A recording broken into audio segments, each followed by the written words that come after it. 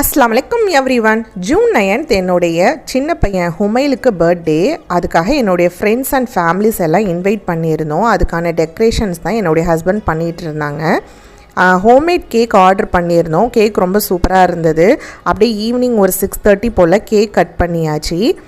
Night dinner arrange பண்ணியிருந்தோம். தடவை ஹுமைலுக்கு நிறையவே கிஃப்ட்ஸ் வந்திருந்தது. எல்லாத்தையுமே ஓப்பன் பண்ணி பார்த்துட்டு இருந்தார். ரொம்ப சூப்பராகவே இருந்தது. அதுவும் ஹுசைலோட ஃப்ரெண்ட் வீட்டிலேருந்து வந்திருந்தாங்க. 2 பசங்களுக்குமே கிஃப்ட் வாங்கிட்டு வந்திருந்தாங்க.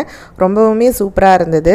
அதுக்கப்புறம் டின்னர் முடிச்சுட்டு மறுநாள் காலையிலேருந்து ஃபஸ்ட் டே ஸ்கூல் போகணும் அப்படின்னு சொன்னதுமே பசங்களுக்கு கொஞ்சம் டல்லானது.